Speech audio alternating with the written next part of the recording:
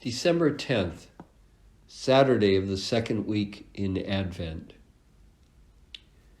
As we approach the holidays, many of us are cleaning up in and around our homes, washing, vacuuming, getting rid of clutter, putting things away, outside raking leaves, picking up debris, and so on.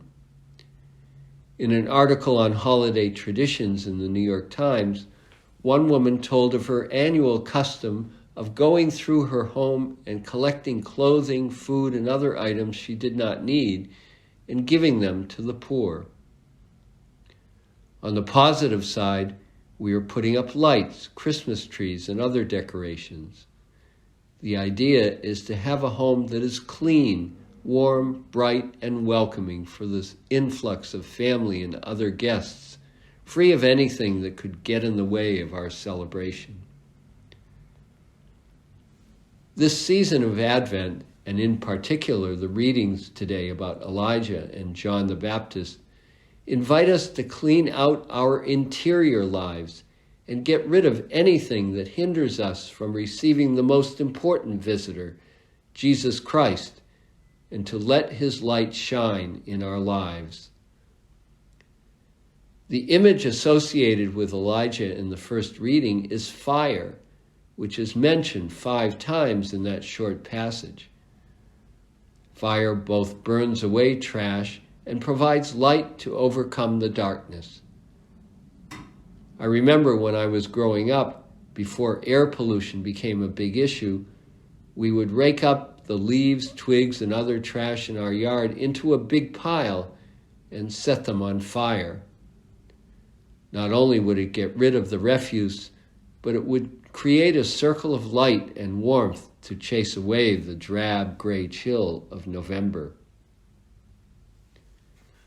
Fire is an apt symbol for Elijah.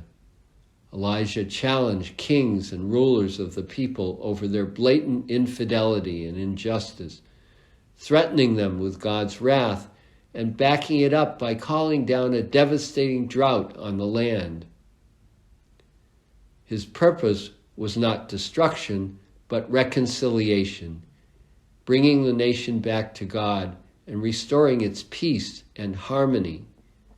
As the passage says, to turn back the hearts of parents to their children and to restore the tribes of Israel. End of quote.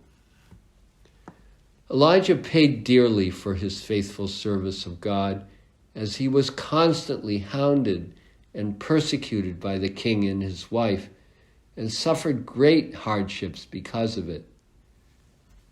It was the same for John the Baptist, as Jesus points out in today's gospel. John challenged the religious and secular authorities over their infidelity, injustice, and hypocrisy, and ultimately this cost him his life.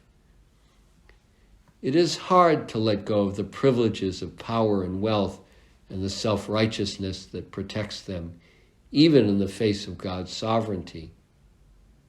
But not to do so is to cut ourselves off from the source of all life and joy. We need the witness of John, as harsh as it may seem, to move us to reform.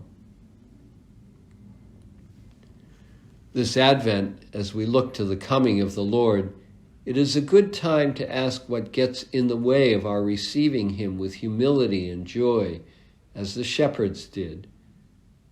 What attachments, habits, attitudes, possessions, and relationships turn us away from God and keep us from opening our hearts to him and surrendering to his will?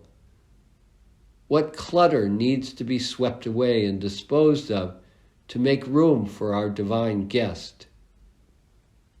We all have something.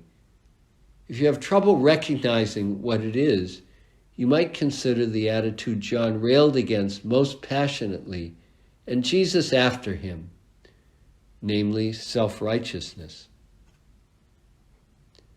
Those who were considered and who considered themselves closest to God too often fell into the temptation of thinking they had all the answers, that no one could tell them anything, and that anyone who disagreed with them was evil and stupid. It is easy to see how that attitude corrupted Jesus' enemies in the gospel, but tragically, it is just as prevalent today, not only in our society, but in our church.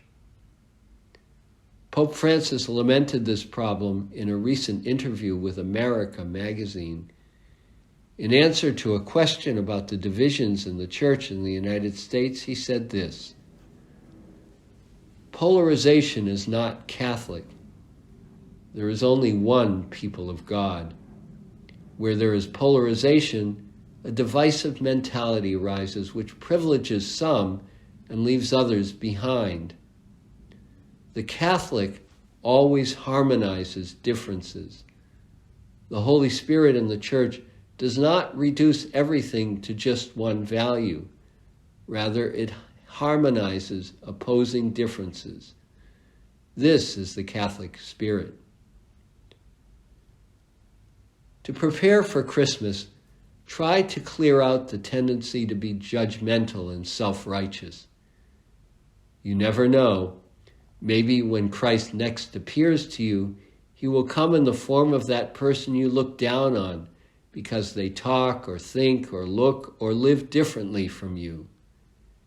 You don't want to miss him.